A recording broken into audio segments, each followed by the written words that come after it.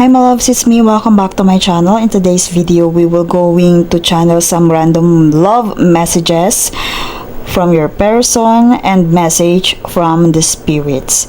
Okay, so this one is about twin flame ancession. If you're seeing 1, 2, 3, this is for you. And if you are dealing with some twin flame energy, this is for you. And also ancession also signifies self-actualization. So maybe you are dealing with twin flame separation. So let's see the energy first. Let's see the twin flame energy first, or the stages kung nasaan na kayo. Stages. Okay. Whoa. So this one is for someone, kagaya na sinabi ko kanina, twin flame journey or self-actualization. This one. Okay, if maybe you are seeing 10-10. Kagaya na sinabi ko, you are seeing 1, 2, 3, 10-10. So this one signifies for the twin flame ancession as reunion and reconciliation. So kagaya ng sinabi ko kanina, if you are into separation, matagal kayong naghintay. And bago magkaroon ng reconciliation, the differences also must accepted, must actualize, must sabihin natin maging balance. Kung ano yung pagkakaiba, maaaring iyon yung naging dahilan ng separation, yung pagkakaiba. But the spirits wants to tell you na there are reconciliation coming in this connection. You can attain this process by doing self-actualization, by sabihin natin soul self becomes activated, or nagising ka na doon sa, kumbaga, kung ano ba talaga yung purpose or yung contract ng inyong relationship, or ng inyong ano ang purpose or mission ng inyong partnership. I also feel na you are someone na nagawa ng mag-connect. You are someone na nagawa ng na-encounter na itong partner nyo. If hindi nyo alam na ito ay twin flame nyo, maaaring na-encounter nyo na siya before. I strongly feel na may pinagsamahan na kayo nitong twin flame journey. So, also, this connection helps you. Okay, once na dumating itong reunion na to, or bago dumating ang reunion na to, dapat ay na bigyan ka na niya, or yung relationship na to is nakapagbigay na sa'yo ng sabihin nating awakening, para malaman ko ano talaga yung life purpose mo as individual, or mission nyo as duo or as soul partner. Okay, let's read the energy first.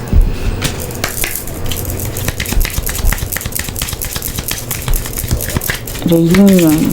Okay, you're seeing 10-10.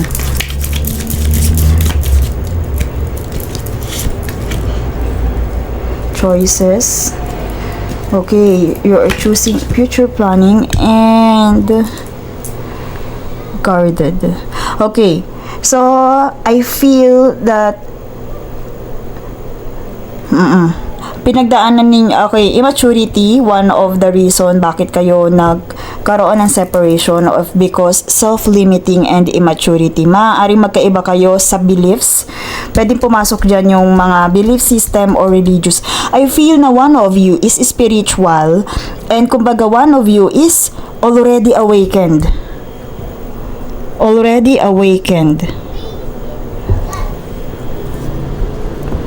Okay, one of you are already awakened, and one of you is, kumbaga, hindi pa niya alam kung ano talaga yung purpose nung partnership nyo, yung inyong soul, ng inyong situationship. Hindi pa niya alam to. Maaaring yun nag-cause sa inyo ng separation. And one of you chooses a decision, make a decision to stop this. Okay, one of you are, sabihin natin, choosing their path na without this connection. Should I stay or should I go? Because of the future. Kumbaga, some of my collectives natanggap na yung separation with this twin flame journey.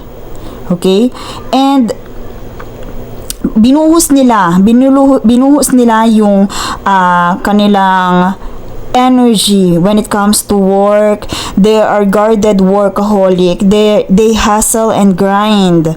Okay? They are living beyond means right now. And sabihin natin, grind.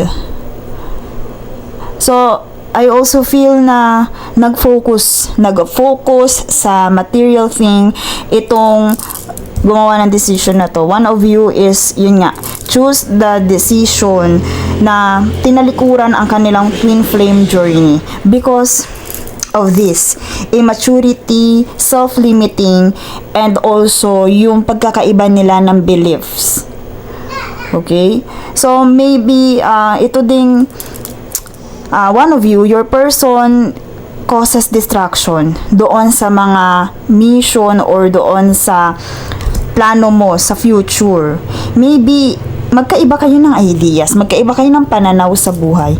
Maybe, one of you, kagaya ng sinabi ko, you are a transcendence. And dito naman is traditional. Kumbaga, ikaw, kung ang motto mo sa buhay is work smart, not work hard, siya naman work hard. Magkaiba kayo. Pero this one, spirits wants you to know na there are upcoming reconciling differences sa inyong dalawa. Because the twin flame journey is kung nabubuo kayo sa pamamagitan ng ninyong dalawa. Kung ano yung luck sa'yo, doon mo makikita sa twin flame mo.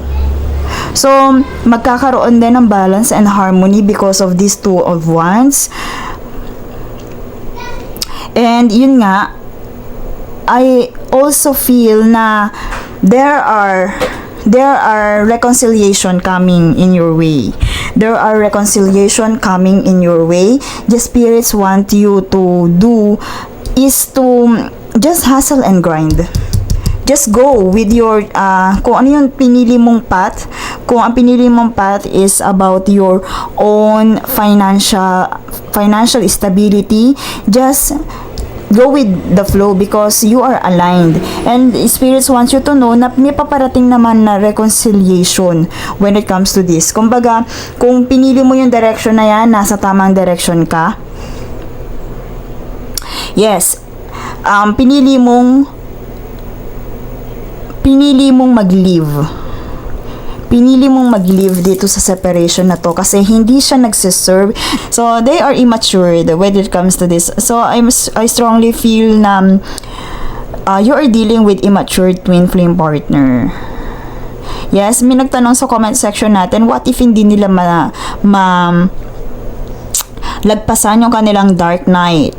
So, may tendency na ma-void yung contract. Yun yung sagot doon. May tendency ma-void yung contract. But this one, I also feel na, kasi andito reunion eh. May tendency na pagtagpuin ulit kayo. Or may tendency hindi ma-void yung contract. May ibibigay sa inyong reconciliation. So, I don't see new love coming here. But, I strongly feel na meron pa rin doon sa mga in separation, meron pa rin naghihintay na ka-reconciliation. Because yung journey na to is nandun na sa stages ng reunion. If both of you, eto yung 10-10, if both of you ay kumbaga na nakalagpas or nandun na into spiritual means or nandun na sa spirituality na naintindihan na nila kung ano yung kanilang purpose and soul. Kumbaga, they are embodying soul self. They are activating their soul self. Okay? So, balance and harmony. Paparating ang balance and harmony. Okay, let's see some love energy here. Regarding with this situation, reconciliation. Let's see And let's read love energy for this reconciliation. Wedding rings. Reunion, my loves. Okay. For confirmation, meron niyang paparating na reunion. And pwede ding, ayan o, union, wedding. Everlasting promises, endings and new beginnings, my loves. Okay. Ito nga, patapos na kayo, and sudden change. Sobrang ang lakas ng energy when it comes to this situation. Hindi mo mafe-feel sa sobrang pagka-busy mo, sa sobrang sabihin natin pagiging workaholic mo, hindi mo nafe-feel yung paparating na to. So hindi mo nafe-feel yung surprisingly biglang andun na pala sa stage. Hindi mo I also feel na hindi mo or disconnected ka na with this person. Disconnected ka na with this person, and kumbaga you will liberate yourself to this connection. And by doing that, hindi mo na nafe-feel na kung ano na ba nangyayari from the other side or yung doon sa yung person. Hindi mo na siya nafe-feel, but the spirits want you to know na there are changes coming your way. There's a sudden change. Ayan o, dalawa, the coffin and the lightning. So parehas siyang nagsisimbolize ng change. And ayan, kagaya na sinabi ko kanina, reunion or wedding rings. Dalawa, ulit ang card natin na nag-signifies ng reunion or married.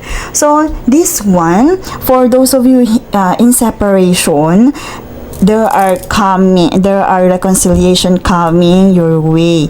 The spirits want you to know that just continue to do your work, just continue to be aligned.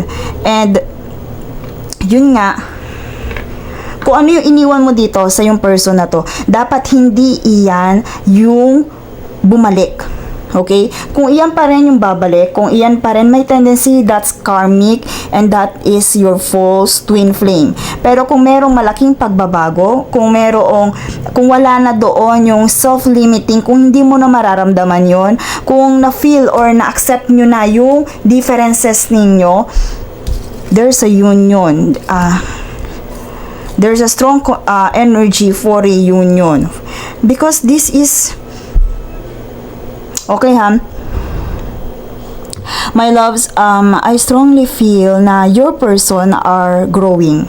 Your person are growing. Kasi, di ba, kagaya na sinabi ko, kung nafe-feel mo pa rin yung self-limiting, they are the karmic ones. But, this wedding race, the union card, also signifies your soul connection. Maybe, sabihin natin, tinalikuran mo yung taong to. Tinalikuran mo siya because of their immaturity. And nag-go ka sa buhay mo. Pinagbuti mo yung buhay mo. Kumbaga, kung gusto mo maging CEO, tinaguyod mo siyang mag-isa nang wala itong soul partner mo.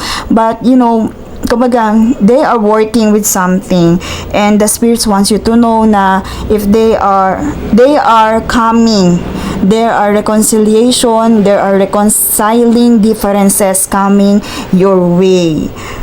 Okay? Because this is eternal love. This is a soul connection.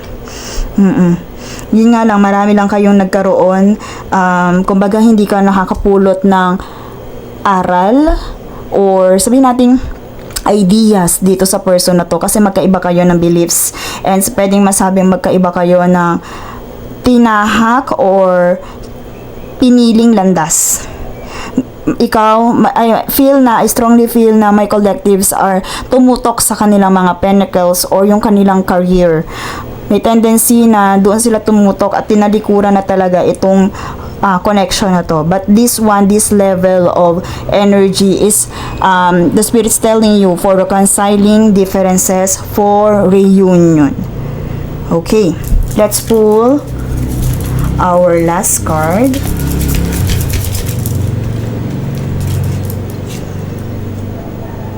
Okay, during this time, I also feel na kagaya na sinabi ko, may magandang pagbabago. So, this one, reflection also helps your connection to grow, to become more aligned and connected.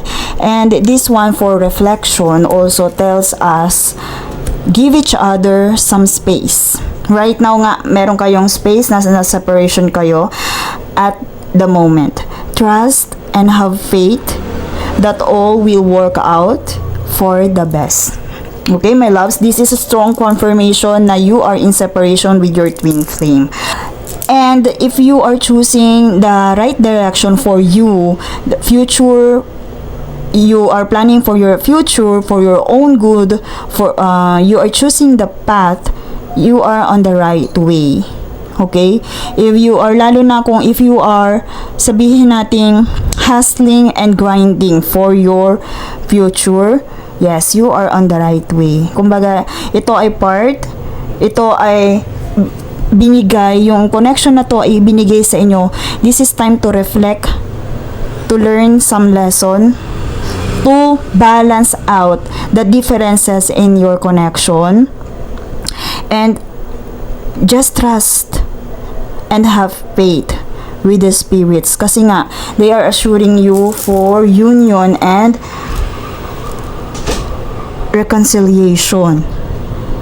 Okay, so yung space na to, itong separation na to, during this time you need time to reflect. And also your person, maaaring ito yung ginagawa niya right now, they are reflecting. Pero kagaya ng sinabi ko, the spirits wants you to know na you are on a line, on the right path, and meron malaking pagbabago. And if you are asking if yun nga, okay lang ba na ganito, na tinalikuran mo tong flame na to, na yung separation na to, yes, okay lang yun. Kumbaga, there's a sudden change na mangyayari, and I also feel na meron ding blessings na paparating sa'yo because you are doing your thing. You are doing your thing, my loves. Kumbaga, hindi ka naka-hold masyado dito sa connection na to. And tinutulungan mo yung sarili mo without your flame, without your partner. Kumbaga, nagpapatuloy ka sa buhay without this person. Parang hinahayaan mo siya kasi nga, they are immature for you. So, spirits wants you to know na you are on the right path. And because of that, kumbaga, nasa right path ka, nandun ka, kumbaga maybe you are also healed, and yun nga, changes are coming, and these changes is about reconciling differences or reunion.